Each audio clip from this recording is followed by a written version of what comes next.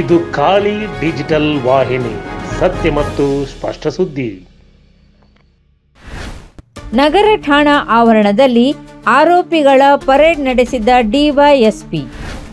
ದಾಂಡೇಲಿ ನಗರ ಠಾಣೆ ವ್ಯಾಪ್ತಿಯಲ್ಲಿ ಈ ಹಿಂದೆ ಮಾದಕ ಪದಾರ್ಥ ಸೇವನೆ ಹಾಗೂ ಮಾರಾಟ ಪ್ರಕರಣಗಳಲ್ಲಿ ಭಾಗಿಯಾದ ಆರೋಪಿಗಳನ್ನು ಹಾಗೂ ಓಸಿ ಮಟ್ಕಾ ಪ್ರಕರಣಗಳಲ್ಲಿನ ಆರೋಪಿಗಳನ್ನು ಠಾಣೆಗೆ ಕರೆಸಿ ಗುರುವಾರ ಆರೋಪಿಗಳ ಪರೇಡ್ ಮಾಡಲಾಯಿತು.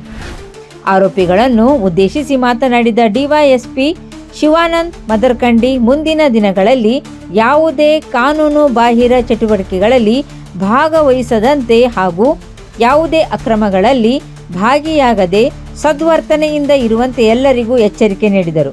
ಈ ಸಂದರ್ಭದಲ್ಲಿ ಸಿಪಿಐ ಭೀಮಣ್ಣ ಸೂರಿ, ಪಿಎಸ್ಐಗಳಾದ ಐಆರ್ ಗಡ್ಡೇಕರ್, ಯಲ್ಲಪ್ಪ ಎಸ್ ಇದ್ದರು.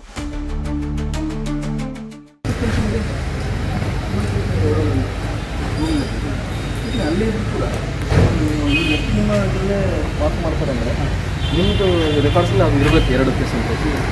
ನಾಳೆ ಎಷ್ಟೊಂದು ಪ್ರಪೋಸಲ್ ನಿಮ್ಮ ಸ್ಟೇಷನಿಂದ ಹೋಗ್ಬೇಕಾಗುತ್ತೆ.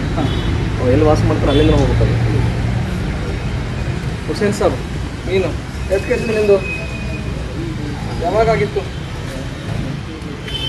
2022. ಆಮೇಲೆ ಏನು ಕೆಲಸ ಮಾಡ್ತೀಯ? ಇವತ್ತು ಮಾತಾಡೋ